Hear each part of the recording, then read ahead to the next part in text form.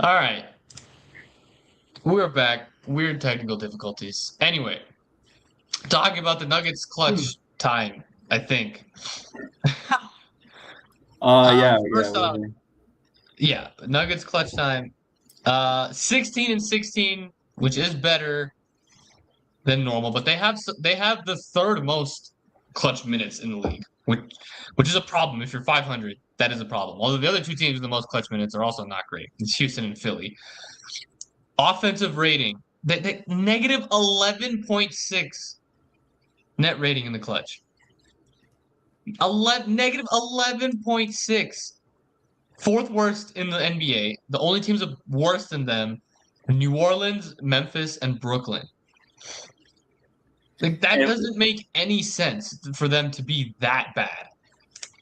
what's the And like, offensive? Do you know the offense and defensive rating? Like, are they yeah, both just terrible? offensive rating, they are at, well, 112.8, which isn't like horrible, but the defensive rating is the problem because they have the second worst defensive rating, and they have the 10th best offensive rating in the clutch, which is fine, 113. Like you can deal with that, but 124.5 defensive rating. That's horrid. That's unbelievably bad. That's worse than the Pelicans. It's not even close, actually. It's the Pelicans are the third worst at 119, and then it's Denver at 124. Like it's literally it's not even close to how bad they are on defense. It doesn't make any sense. The last two clutch games they've played, they have been better versus Utah and LA. Utah one was a little weird because they couldn't really get stops, and then they had two back to back, and that was kind of all they needed. But they can't really do it. And I'm trying to look at some of like the underlying metrics about why they're so bad, like defensively. And it's not like they're turning it over a ton. I mean, they're like middle of the pack in terms of assists. Or actually, no, they are turning it over a lot in the clutch. 11.8, like 12 assist ratio. Assist to turnover ratio is not good. That's third to last. 1.1 assist to turnover ratio in the clutch. Horrible. Yeah, Assist that's percentage well, also horrible. that's what's Bottom five. spurring. That's probably the like. That's what's making the defensive rating so bad is the turnovers and the live ball, like fast breaks. Yeah. Oh my God, the amount of fast breaks the Lakers had that the Timberwolves had. I mean, we went from a team that had the highest one of I think it was the highest pace in the league last year, one of the highest paces at least in the league last Yeah. year. Pushing the ball down the court, Christian Brown, Russell Westbrook, Jokic, pushing the ball down the court to now we're one of the slowest teams in the league and we barely get any like that. Oh, that's what it was. We led the NBA in fast break points last year, and now we're like not. I probably bottom 10. I would assume. Um, I mean, it's just we have no defenders that steal the ball. That's the other thing. We're last in steals, deflections, blocks, all this type of Yeah. stuff. There's no one with like quick hands that makes chaos happen, really, outside of Bruce Brown. And like that, Bruce Brown would probably be like the sixth best defender on like the Thunder, and that's our like guy that gets steals. Him and Jokic, and then like nobody. I mean, nobody can block a shot. Literally, nobody can. So there's just I don't know the way that the Nuggets have to play defense is seriously to like just lock in and force bad shots. Um, Yeah. because you're not, yeah, without Westbrook, you're not going to have like these live ball turnovers, which is scary.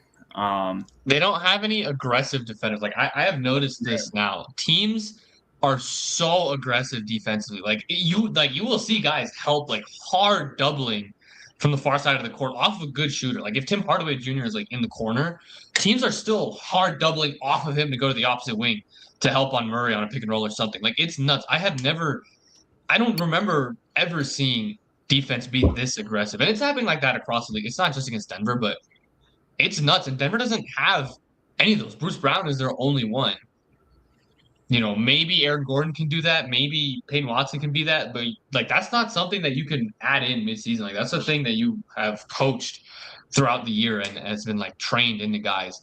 Denver doesn't have any of those. And all the teams that they're going to have to beat in the playoffs, whether it's Minnesota, whether it's OKC, whether it's Houston, like they have two or three of them at least. and that's the biggest issue, I Yeah. think. Yeah, I agree. It's But yeah, I mean, it's Denver. obviously like Oh yeah, go for it. copycat. I mean, like teams probably saw the way of how the Thunder won the championship, where it's literally just based off of steals, and like it's not like the Thunder's half court offense is anything amazing. It's just based. They seriously just win off of turnovers, steals, fast breaks, chaos, and then just consistent SGA buckets throughout the game. Like that's how they score. And then you see the Pistons, the same thing. The Spurs are pretty chaotic in that way, and then the Knicks, obviously, who we just played. It's like these chaotic defenses, extremely aggressive. You like obviously these teams know that with smaller guys you can get away with more contact on big guys. And so when our whole offense runs through the big guy, and you just have all these small players hammering him and everything like that, I mean, it gets like, I don't know, it just forces him into so many turnovers. Like Houston, I think wanted to build their team like that, which I don't know. Houston, man, like I just the Kevin Durant thing, like Trey is just weird. I know he's a great player, but I don't know. I feel like it kind of makes him a little like I don't see how they can score in the playoffs. Basically, no. They need to make a trade for a point guard. Talk about Denver, like not really doing much. Houston literally did nothing, and they have much more glaring issues with what they have. But yeah, it's weird, man. Like I'm even looking through like these defensive like advanced stats that Denver has, and it's like it's not like anything like defensive rebounding. Like my biggest issue is I don't think Denver's a great rebounding team, but they're fourth in the NBA in defensive rebounding percentage. They're top 10 in allowing, or they're fifth in the NBA in least amount of second chance points allowed. They're not a bad paint defense, 13th in paint points per game. But when you look at fast break points, they're the ninth worst team in the league for fast break points. So they play really, really slow. But other teams have to speed them up. And like their defensive rating, it's 22nd. It's 116. When they won the championship, I'm pretty sure it was like 113 or 115. So like they're not crazy far off of it. Yeah. But and it's just situationally. I don't trust that situationally they're going to be able to do anything. But I feel like they have managed. Like the defense last year was really bad in the regular season, and then all of a sudden they just locked in the playoffs. And so I'm like just hoping that's what it is again, but I don't know. That's just a lot to ask for, and like the bad habits that you see in the regular season obviously come back in the playoffs. You can't bank on a team just locking in like that. That's just you can't do that. There's no way. What are these hustle stats too? Yeah. No, Denver's they're just not like they're not a hustle team. It doesn't seem like they put second efforts on defense. That's the problem. And again, like it's just all these guys have been thrust into like 7 different roles throughout the season. And now when it comes back, I guess the problem, like Denver's been like bad since Jokic came back. Objectively, they haven't been good since Jokic has been back. And it's because like everyone's trying to fit back into the role that they were before he got hurt and when they were playing really, really well. And it changed so drastically when he was out because then everyone had so much more responsibility, and now you have to like relearn how to play the way that Denver wants to play. So maybe Denver does have to change a little bit more. So you said teams want Jokic to post up now so that they can just clog the paint. And they'll help off shooters because they're like, we'll live with a 3 from even a good shooter. I think that's why we lead. Like, I think that's why the attempts have like skyrocketed this year after we were like bottom 3 in 3-point attempts throughout, 2023 to like 2025. And then all of a sudden now we're jacking up a whole bunch of threes. And the good thing is we're making them. Like we're number 1 in the 3-point percentage. But if that starts to fall off somehow, I don't know. But yeah, I've always like tried to figure out like, what truly is the best roster with Jokic? Because you think of like, okay, if Jokic is on OKC, instead of SGA or whatever, like, I mean, that would be unbelievable, right? You have all these defenders that can mask Jokic's poor rim protection. Like if you had a Chet starting next to Jokic and then you got Caruso and Wallace, and it's just like, okay, so the teams can't score. And then Jokic in and of himself is going to produce a top 10 offense, I think, regardless of who's around him.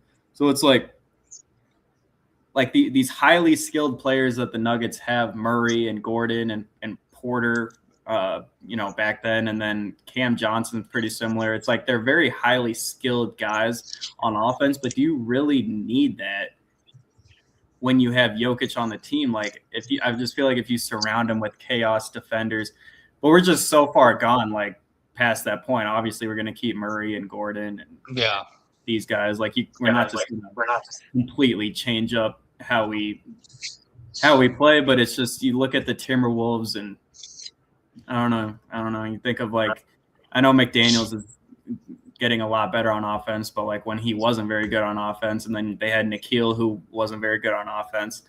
Like all these guys who are just chaos guys that force transition opportunities. It probably really is the best roster or way to build around Jokic. Just have a whole bunch of like guys who fly around and then get out in transition. Like, and Alex Caruso would have been amazing. Dosumu, these guys, Case and Wallace, these guys would have just completely changed the Nuggets. But it is what it is. It's nice to have these skilled guys, especially in the clutch. But man, it just pains me looking at SGA's job compared to Jokic's job. He just has such an easy, all he does is just isolate, and that's all he has to do the entire game. Not worry about any defense or wasting his energy on defense or anything like that. I think Jokic will lock in defensively in the playoffs more like he tends to do, because I just don't think he wants to waste his energy on defense, running around and everything. So once the playoffs come around, and we know that he gets better defensively in the clutch time of games, which is good. So once the playoffs come around, maybe he locks in.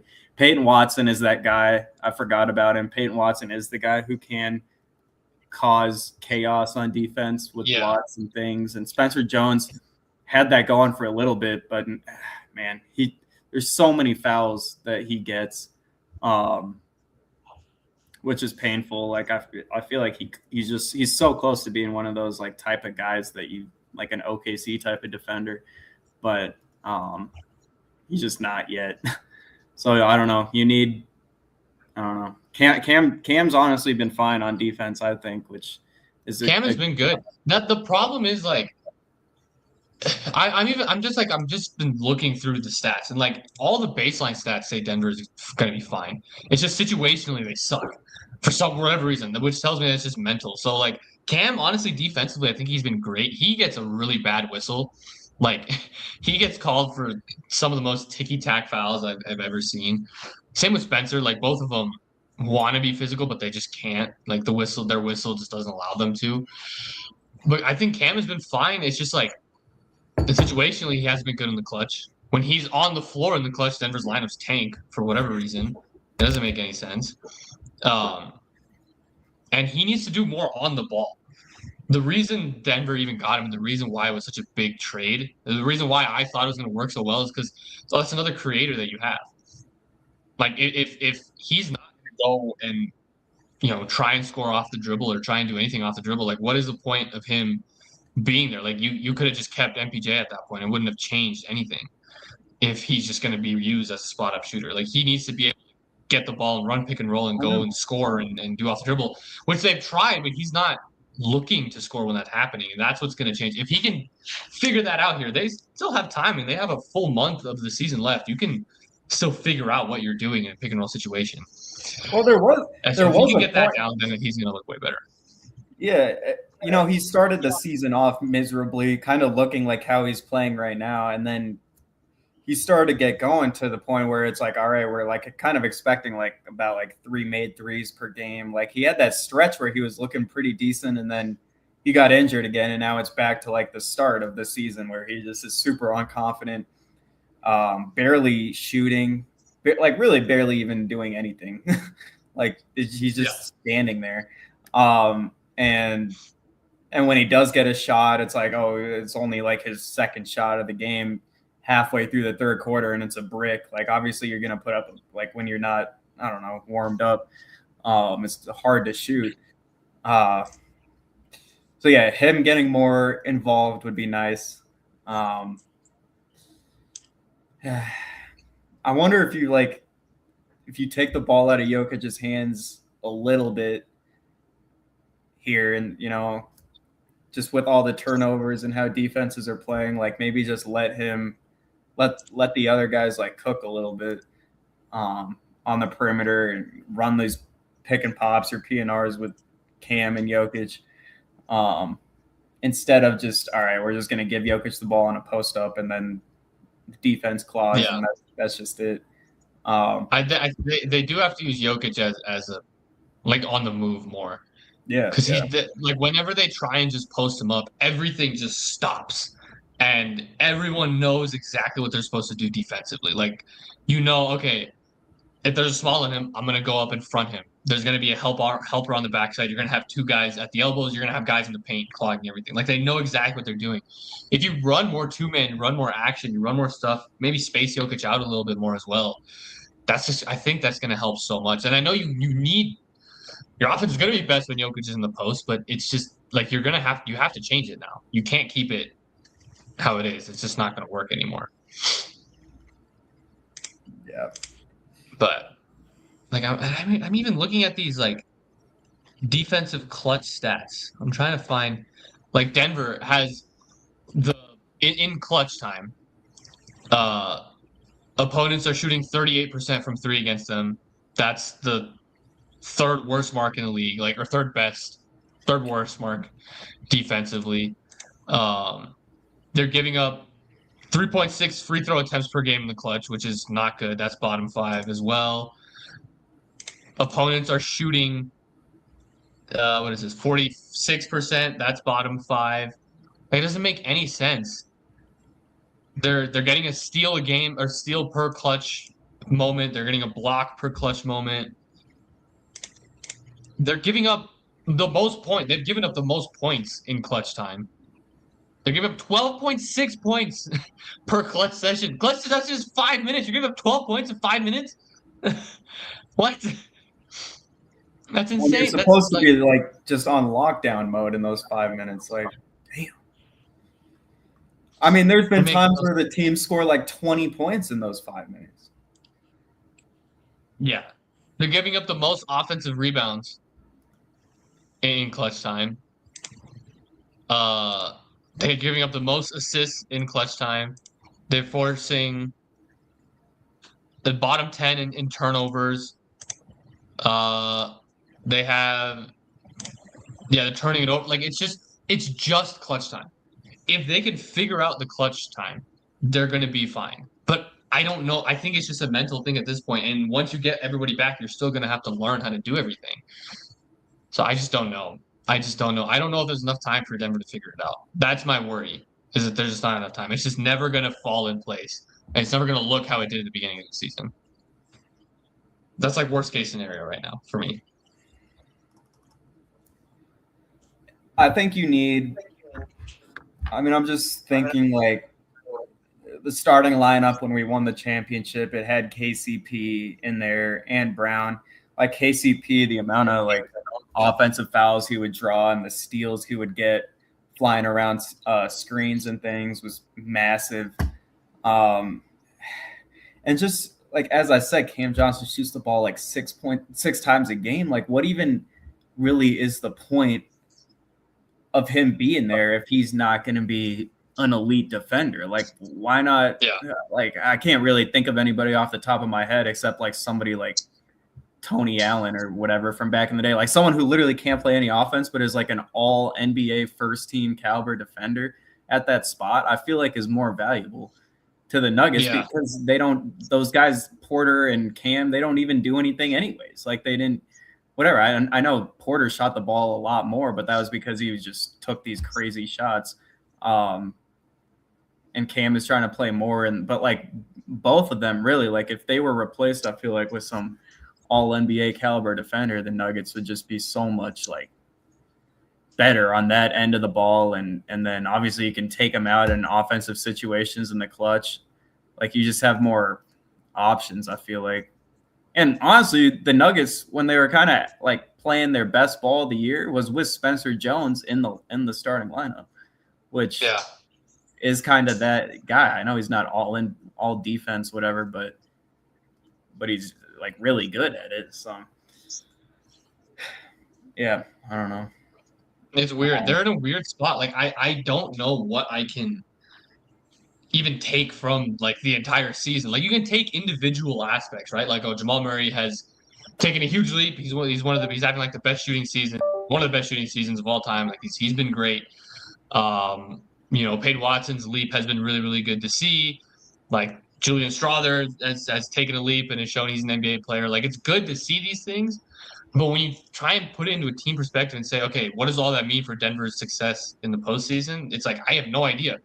I have zero clue if any of this is going to translate because none of them have played together. None of them have played well at the same time. Like everyone got hurt. I saw this tweet earlier. Every single one of them has gotten hurt while they were playing the best basketball of their life, right? Like Jokic gets injured while he's having the best basketball stretch of his life. Same with Peyton Watson. Same with Jamal Murray. Same with Aaron Gordon. Like everyone has been getting injured at the worst possible time, and it's just like historically you can't look back and look at all the NBA champions and say, well, yeah, some of them were just like super injured and got healthy at the right time and made a run. It's like that just doesn't happen. Obviously, the first time for everything. Maybe Denver can be the one.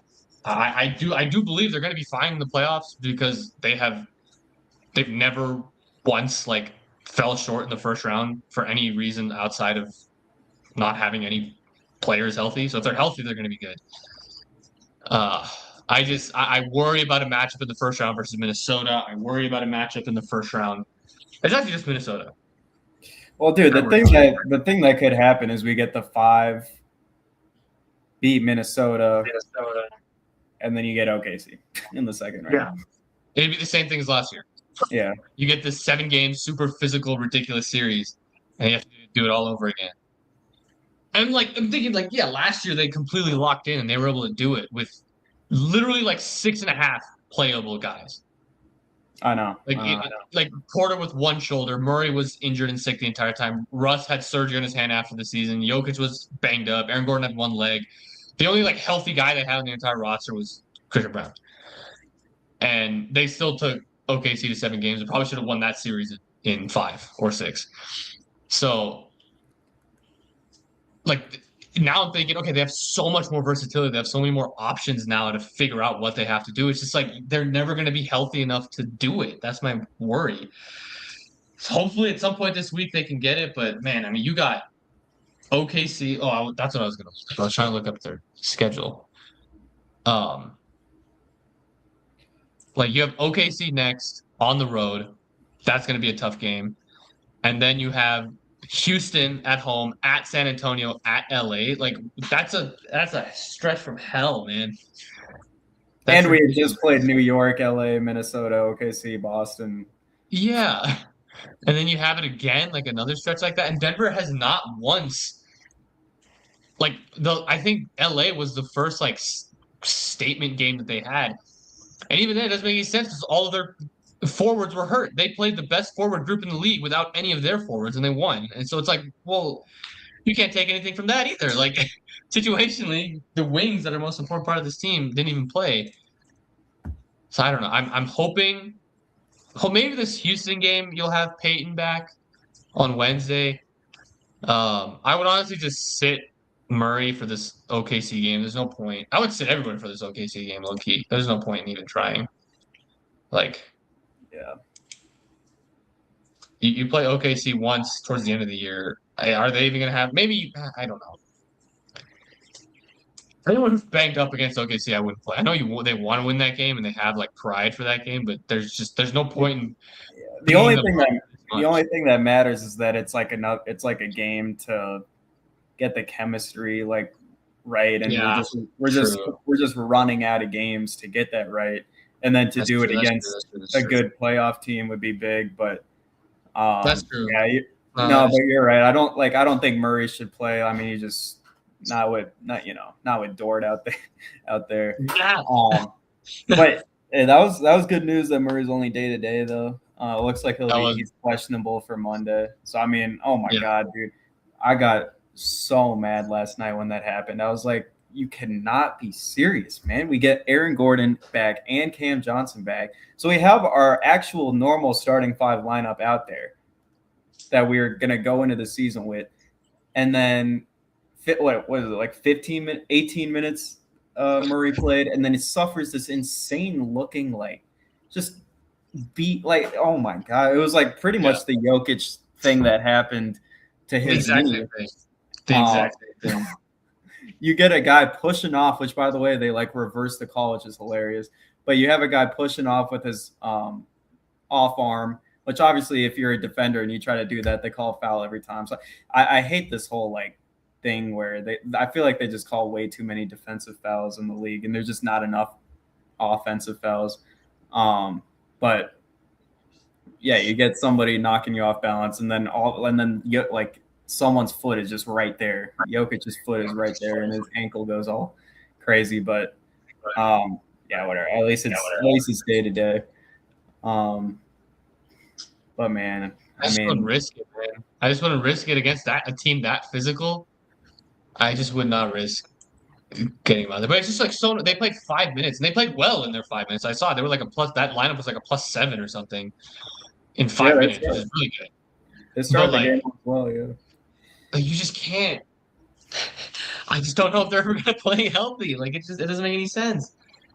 So I that is a good point though. Like, they are running out of time to figure this out with what to do, especially with Cam Johnson. The other 4 know what they're doing. Cam Johnson needs to figure out what he's going to do in the playoffs. If he's just going to stand there and just do nothing, then there's no point in even doing it. But like, you need him to do some stuff on the ball. He'll probably stagger tomorrow with the bench. Then it looks like. I mean, why wouldn't he? Like, even if Murray's hurt, he's gonna be on a minute restriction, or they're gonna just stick him with Jokic as much as they can. So he's not gonna play that much. But I don't know, man. It's a weird situation. Like, it's the best team in Nuggets history by far, talent-wise. But I also think in this day and age, the amount of talent you have on a team in the playoffs doesn't matter. Like, it doesn't matter who the biggest star is. It's what are your matchups. Yeah. That's all that it is. And Jokic is like the ultimate matchup nullifier. But if he's not going to play to the best in the world standards, this is the first time, I think, since 2023 that you can make an actual argument that Shea has been better this season and is like the best player in the world, because Jokic hasn't been that the last 2 weeks. Even if he's hurt or not, like, you just have to take what he is giving you. I don't know, man. It's such a weird feeling. I don't know how to feel. Yeah, I don't either. And we can't, like, that's the thing. We can't really judge it up until the end of the season. Like, we simply just don't know, because we haven't seen the team. I mean, we saw the team start off 11-3 or whatever in the season when everyone was healthy. And then since then, like, who knows? I mean, who knows? And the thing that kind of sucks is that when everybody's going to be healthy, we play a whole bunch of like really bad teams. So it's like, how much can you even gather out of that? I don't know. Like, I think like they're going to all be fully healthy after that LA game. And I think there's like one real game that they have in that stretch. And that's going to be at Phoenix, Tuesday, March 24th. That's the only game I can think of where it's like, okay, that's a real test. That's a potential playoff matchup. Like, Phoenix is going to be trying. Dillon Brooks might be back at that point. Like, they're going to be trying to play. But like, at like Philly at home, whatever. At Memphis, that should be a win. Toronto has been really struggling. Portland should be a win. Dallas, Utah, Golden State, like, all these should be easy wins. Utah again. And then when they do start playing their good teams, like, they play San Antonio twice in the last 2 weeks, and then OKC. But both those teams, maybe that first San Antonio game, you'll have an actual game. But like, the last 2 games of the season, both San Antonio and OKC are going to be resting their guys. they're not going to be playing. There's no reason for either of them to be playing at that point. So it really, I'm not. I just don't. I don't know what to think. I really don't know what to think. Yep, it's just a wait and see type of thing. Yeah. You're gonna get in the playoffs, and then you're just gonna be like, okay, this is like how they play is how they play. I don't think you can predict anything. Did you want to talk about like Jokic at all, like the past couple weeks, all the like discourse around him and stuff? Yeah. Okay. Yeah. Actually, yes, I do. I have gripes. I can't It's been exactly talk hilarious. about them online or like on Twitter, but I need to talk about them now. Everyone like they're calling him a flopper and Oh, he's like doing dirty stuff. Whatever. Yeah, he people are starting to notice it now just because more eyes are on him. But yeah, he's always been a flopper when it comes to drawing off ball fouls. He's always this is not a new thing that he's been doing the last 2 weeks. Like he has always acted like this off the ball. On screens, like when guys come up on him when he's trying to set a screen and they bump into him, he has fallen down for the last 10 years. Every game. It's always happened. But now when it comes to like the fronting and he's like coming over them and like laying on top of them, I want people to explain to me like a child, what else is he supposed to do? Like, what do you want him to do in that situation? If someone is coming up to his knee and grabbing his leg and pushing him backwards, he's a bigger guy. Anything that he does to like swim around them is going to get called an offensive foul. And he can't just like push them off him. So what is he supposed to do? You just want him to just go to the corner and sit there? Like, no, he's going to do something else. Like, they're not playing basketball with him defensively. That's not basketball. So yeah, he's gonna do something stupid in return, so they stop doing it. If they're not gonna call it a foul, he's gonna keep doing that. So he needs to get his shit together because that isn't like he can't keep doing that because it's taking him out of the game. And I think they talked to him about it after the Utah game because it was really bad. The Utah game was really bad when it comes to that. And I think they did talk. The team probably talked to him about it a little bit. But yeah, I am not going to blame him for trying to get a call when like guards are allowed to literally do whatever they want to him. So yeah, I mean that Marcus Smart play against the Lakers was hilarious. It's like Jokic is walking backwards into like a back, like the back corner of the court, so he like has nowhere to go. And then all of a sudden, Smart for no reason. It's not even like a shot is going up or anything like that. Like people thought he was boxing out Jokic or something. If you watch their faces, they're not even looking at the rim. Like I don't even know what it is. It's like he's just boxing him out, on just a regular defensive play, and then Jokic has nowhere to go. And I mean, Smart is just putting like all his weight onto Jokic's knees, and then that's just I don't know. That's it. You had like. I honestly feel like that OKC series last year has like made, I don't know, has with all the contact that they were allowed to get away with. Like just imagine being Jokic, like in this sense. You have Caruso, both the Williams, whatever, all the guys on OKC like hammering you. And credit to them that's their. It was good defense. It's aggressive defense, but at the same time, obviously, they're getting away with tons of Jokic, who's 7 feet, 290 pounds. So it's kind of hard to like judge how hard he's getting hit or whatever for the refs. But okay, so Jokic doesn't get any calls, and then on the other end, you get all this SGA BS. And so like Jokic is like, bro, like what? How does SGA get these free throws when he barely gets touched? Flops like these, and it's like it's pretty much an offensive foul, and they don't ever call it an offensive foul. When he drives his shoulder into a defender and then flops backwards, it's an offensive foul, and they don't ever call it, and they call it a defensive foul. But that's like, I don't understand it because like they completely killed James Harden. That was the entire reason they like put in these. Which I thought these rules were still going on, but I guess they're just not. Like the whole swinging the ball with the arms. Yeah, they made it like a non-shooting foul at times, but I thought that's what we were supposed to eradicate with the James Harden stuff, and now it's just back in SGA form and Luke. Oh my god! I mean, you can't even watch Luka Doncic, to be honest. without seeing all that. And now Jokic is doing the same thing too, because he's like, all right, if everybody else is doing this and getting fouled, then let me do it. Let me exaggerate. And so now he's averaging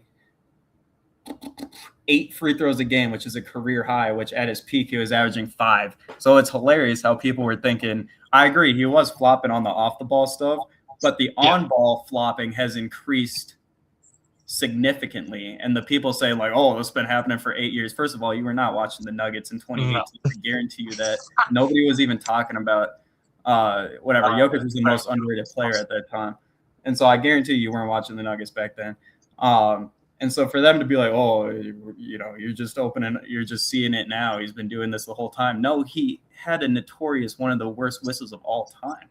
Averaged 4 free throws a game. Averaged 4 free throws a game as a 7-footer with the ball in his hands all the time in 2019, 2018, 2020. That was 3 straight years of him. Literally, he wouldn't flop or anything. And that was kind of the reason where like that he wouldn't get free throws. And now all of a sudden he is flopping. But it takes him, I feel like it takes him out of the game mentally now. Like peak Jokic, as I was saying, was averaging 5 free throws a game and not worrying about the flops. And yeah, he would get mad at the refs, but that would be after the play. It wouldn't be like him trying to force it during the play. So now I feel he's got the refs on his mind. He's got this chaotic defense behind him.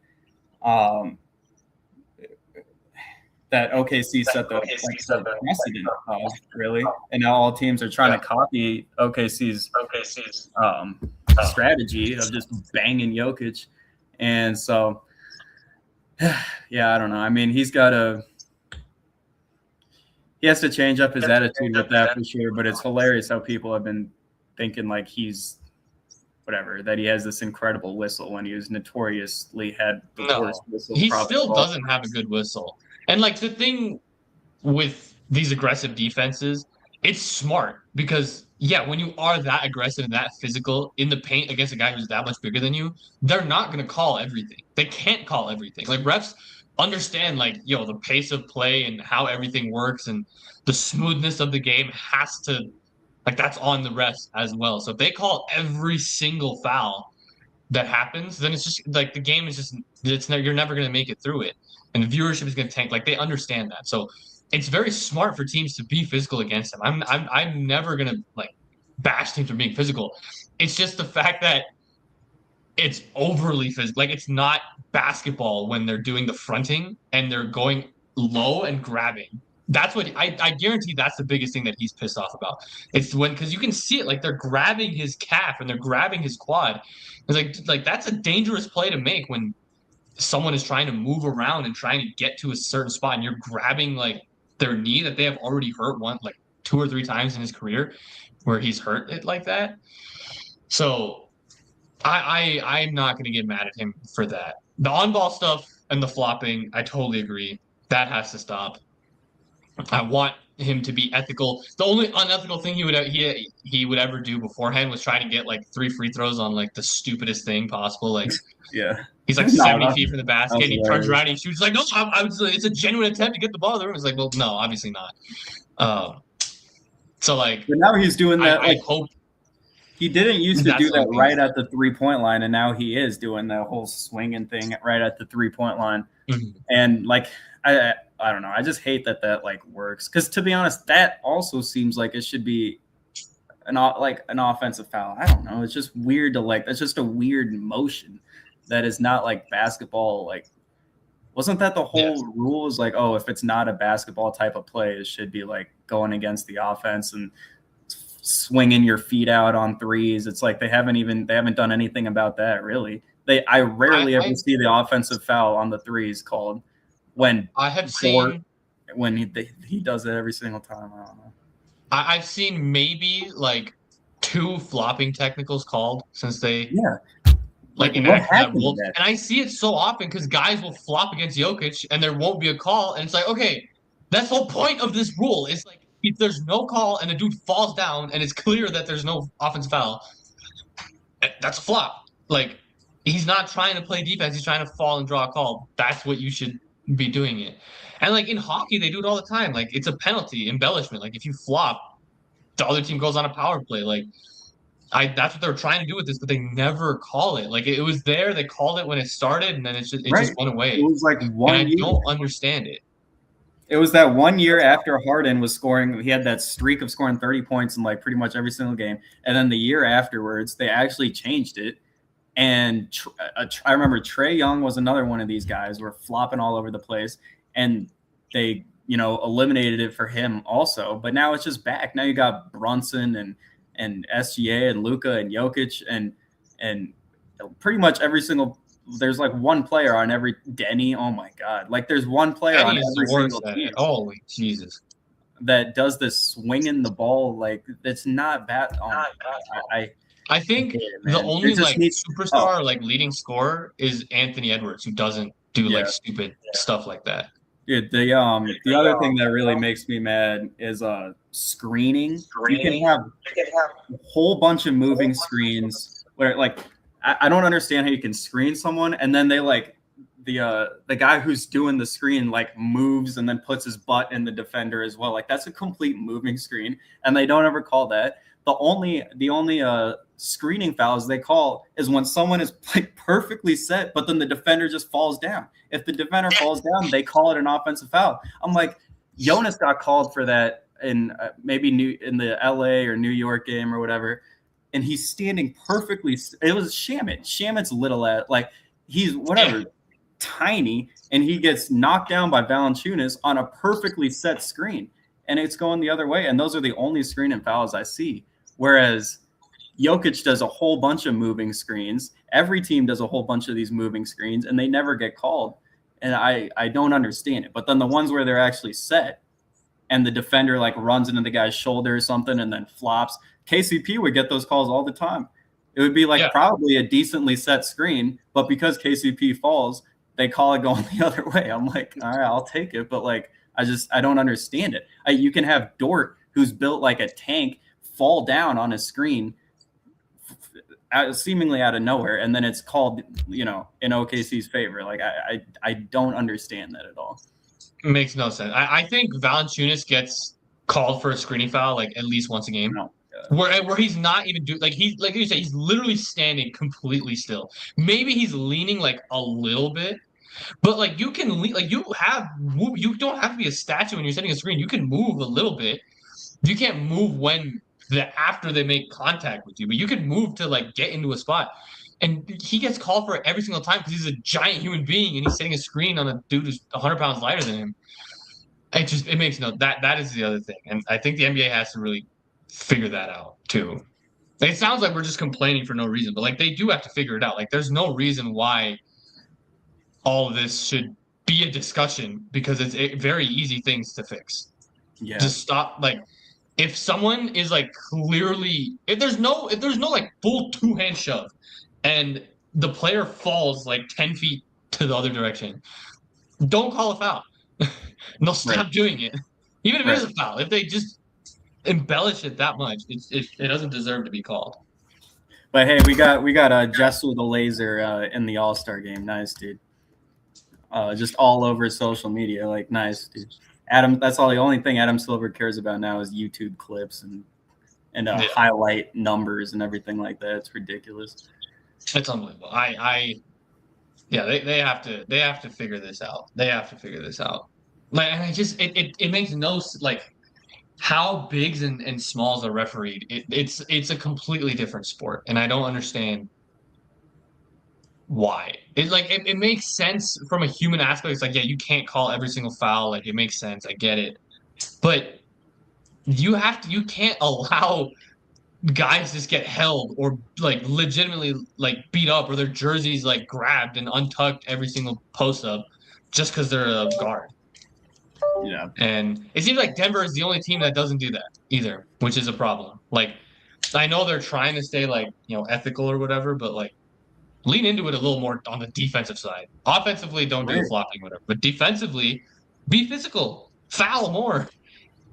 Do stuff. Yeah, I agree. But then it's like, do the Nuggets? I feel like they don't have those like small guys that can get away with it. Like, if Gordon does something like that, they'll call the foul. Even Murray is like pretty like big. I feel like so. I don't. It's just CB. CB is the only guy I can think of. Yeah. Bruce, I guess, can get away with it. Yeah. I think Hardaway can get away with it too. Hardaway, like when he tries to be a physical defender, I think is actually good. But he Yeah. just doesn't have like that many possessions in him, so he can't do it that often. But he could do it. But man, it's just it. I just don't know, man. I just don't know what to do about that.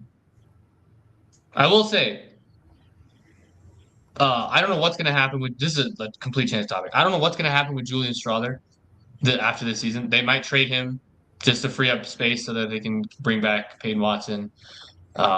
He might be on the team. I have no idea what's gonna happen, but his improvement this season has made me like genuinely very happy. Yeah. Because he's actually, you're right about like he's actually an NBA player and like doing yeah. He just seems a little like skinny and just floppy and like easy to like bully. That's the only thing. But offensively, I think he's pretty good, man. Like when he drives into the paint, like he's kicking, and obviously he has that floater. He's finishing really well, like the layups and stuff. He finishes well. Like I remember him coming into the league, it was just he can only shoot a 3 and he can only shoot a floater. But now he's added like an actual layup package, which is nice. I still haven't seen him like shoot a mid-range shot, I feel like, in his entire career, but that's all right. That's true. So yeah, I mean, yeah, he's taking a real step up for sure. Yeah. And it's just the defensive side of the ball too. Like he's not getting called for every single foul. Like he's actually competing. Yeah. He's defensive rebounding. He's like actually a good rebounder. He's much more athletic than I think people realize, and he's showing that off rebounding wise. He's a guy Denver can plug and play in a playoff series as well. I think he's already showed that he's not scared of like a moment, which I think is a problem with some of these other guys. Like you don't like Zeke or Jalen Pickett. Like yeah, if you need ball handling or you need size defensively, like maybe you put one of those guys in, but you can tell like they're scared to make a play when there's pressure on them. But Julian Strawther's not, so it's good. I'm glad. I was saying before the season, like Denver signed Tim Hardaway, and I was like, man, like if Julian Strawther can't beat out, whatever 34-year-old Tim Hardaway, like that's a problem. It wasn't a problem because Tim Hardaway has played so well, but now you're also seeing like, okay, Julian Strawther is also playing really, really well. He deserves his flowers. But again, when Denver's fully healthy, I don't think he's gonna play, which sucks. I know. The guy that I wish got more. I just hate how it seems like we're failing him is DaRon Holmes. Like he comes in garbage time and lights it up every single time he's in garbage time. He'll put up like 9 points and knock down like 2 threes. And I just feel like in these small ball situations, like that Lakers game, I'm like, can you just like you can't put Val out there. Obviously, Jokic just turned the ball over 9 times. Zeke is Zeke, and so like why not just try out DaRon, who comes in and bangs threes every single time he's in the game. And he's like pretty quick laterally, defensively as a big man. And yeah, he scored like 13 points, I think, against the Knicks. Plays well, albeit garbage time. Was this 8 minutes? He scored 11 points. Pretty much every time he comes in, it's like that, and he just gets sent down to the G League. Like now he's back in the G League. It's like, are you going to reward him or not? He's shooting 44% from 3 on the season. Like, what is the plan with him? Because clearly Val's not playable, so why not try out Holmes? Right? Like I don't know. Yeah.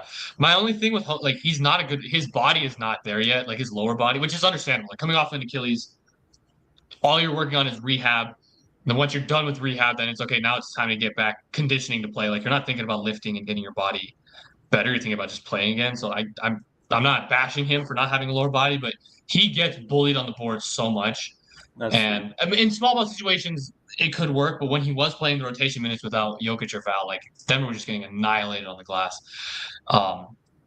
Maybe you could play him. I think you can play him alongside Val or Jokic. I want to see how that looks because I think he would be like a supercharged power forward offensively to have next to one of those guys as a floor spacer. I think with Jokic, you can even run 2-man game a little bit with him as a screener and a roller. He's got good passing instincts. Defensively, again, like he has good instincts. He just has to get his body right again and get it to a degree. So maybe I think that's what they're doing, just getting him minutes just so he can play again. Because I think they are seeing that he's playing well, and it's like, well, he can't. I mean, he can though. Like I thought for sure against the Lakers he would play a little bit. They didn't have any forwards. Zeke was the only guy they had who was a 4, or even a 3, honestly, and they didn't play either of them. So I don't know, but I do think Duran, he's gonna have to be a big part of the season next year. You're gonna lose a lot of guys just through free agency and salary dumps. I don't think anyone's gonna take him because they don't know if he's good or not. So we'll see. But I do agree. I think I think he should have gotten more of a chance even when everyone was out. I think he had a really short leash. Yeah. And I think he should have gotten more of a chance to ball out a bit. But because the shooting is real. He's at like 44% from 3. He's shot enough to where that's not like a fluke or like it's not just low leverage stuff. Like he's shot enough in legit minutes to where I can tell like he's a good shooter. What was it, the Portland game? The Portland game when he came in and he had like a couple dunks and like had a couple face-up buckets. I was like, okay, like that's something that we haven't seen before because his body, he didn't trust his body enough, and now he's there. So it's literally every time it's literally like every time he comes in, he scores more than the minutes he plays. Yeah. Duran. I was thinking like at the beginning of the season, I was like, okay, Duran's going to be the backup. Maybe he'll play some 4. But by the time the playoffs come around, you want him to play over Val, just from a defensive and spacing standpoint. But I guess that's not going to happen.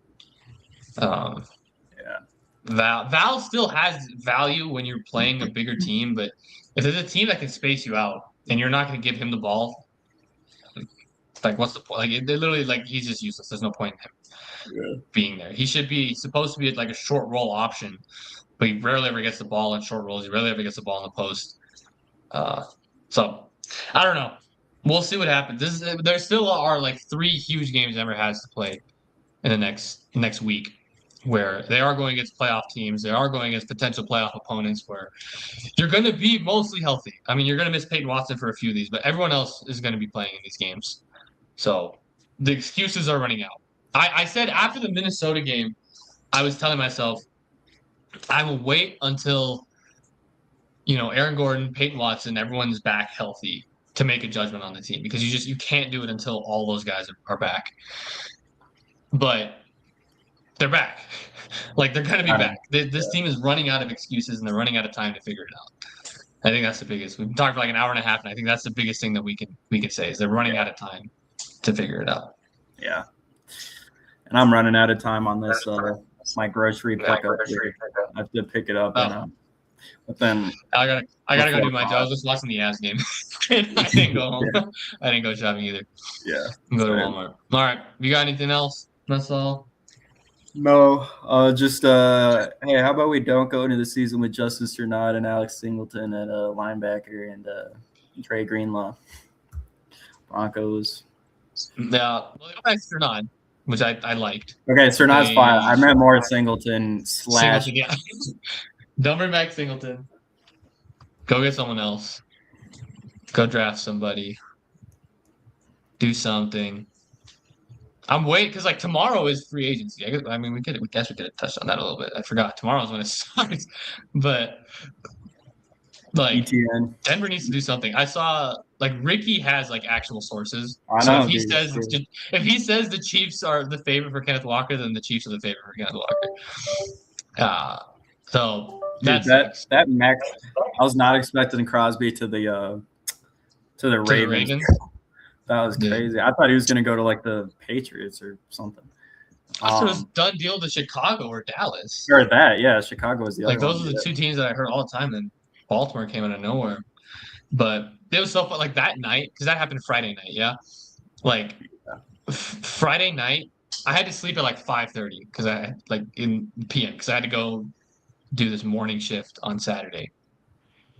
Like 5 things happened in like the 4 hours that I was able to sleep.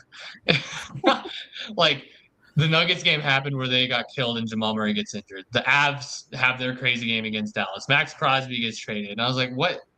None of this going to happen the rest of the day that I was awake. It all had to happen Like the Oh, 3 that's- hours I was able to go to bed. Ridiculous. But we'll see what happens with Denver. It seems like they're not going to make any trades. If they would have made trades, it would have already happened. I would do Sutton for and number 30 for Brown. I would, man. For AJ. I think if you're going to make a trade involving Sutton and that first, try and go for Jefferson. Like at that point, because that you're giving up a lot. Sutton and a first is a lot. I would rather just go for like as high as you can get. AJ Brown, I don't know how much more you're going to get out of him. I know the locker room issues are one like thing, but that's you need a diva as a wide receiver one. I'm sorry, like you can't. Yeah, and You can't I have would a be a human being diva. as your I would be a receiver. diva too with Jalen Hurts throwing me the football. I would be too. If I'm making that much money and I'm not like getting the ball, yeah, I'm going to be a diva. I get it. I understand, but And I don't think any I would- player, I don't think any like teammate of AJ Brown has been like, oh, he's such a bad teammate. Like I think he actually is a good teammate. Yeah. And he's like and- clearly a good person too, like Yeah, off the field and everything. Like, yeah, it's just he just wants the ball. yeah. Although I don't know if that's gonna help here because we clearly don't scheme up anything for our top receivers anyway. So who knows? Well, maybe Davis Webb. I don't know. But they need to get an actual wide receiver one. If they give up Sutton to do it just to make the money work, then you give up Sutton to do it. But you need a real receiver one.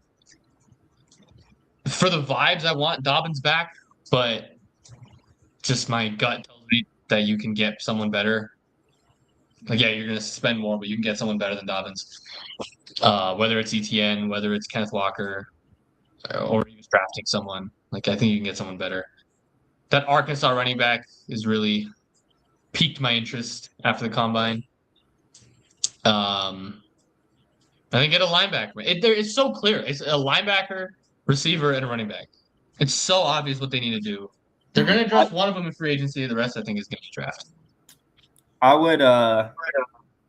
It's asking like a lot. I would get rid of one of Singleton or Greenlaw, one of the two, because to be honest, to me, they're pretty similar. They're great in the run game. Singleton's honestly probably better in the run game. And, and then Greenlaw's probably a little better than Singleton in the pass. I mean, Singleton's like the worst linebacker in the league against the pass, so you have to be a little better. But if you can keep one of those two guys, Stranad as the third linebacker, and then you sign Devin Lloyd. I hate just bringing up just the superstars, but it's just like, yeah, if you can sign Devin Lloyd, and he isn't terrific against the run, but he's the best pass defending linebacker in the NFL. And so if you can pair that with Singleton or Greenlaw, I think that would be phenomenal. But it does sound like, everything that like Mike Kliss is saying and everything is like, they're going after these like mid-tier, like if we come out and it's Rico Dowdle and like, dude, I'm going to flip out if Rico Dowdle is like the big money guy they spent, like him or Tyler Algier or somebody. I'm going to freak out. I'm like actually going to go insane. I kind of like Algier, but to think that we could have ETN is tough. Like, you need to get Walker ETN. Those are the only ones who I'm going to be happy with in free agency. Yeah. If you don't get those two, then you trade up for Jeremiah Love. Like, you do something. You cannot just leave that position unchecked. I do think a lot of it also is based off of the blocking schemes because they also suck. There's no holes for them to run through anyway. Dobbins has excellent vision, so he kind of created stuff out of nothing. So that's going to, like, no matter who you sign, you need better blocking either way. But if they can't, like, your big money moves can't be, like, 5 mid-tier guys. You need to go get 2 superstars. You know who I'm scared? I'm scared it's going to be, like, Dowdle and Alex Anzalone. Oh, my God, I would be. Imagine Anzalone and Singleton, my Lord. The white crew. Oh, my God. The slow white linebacker.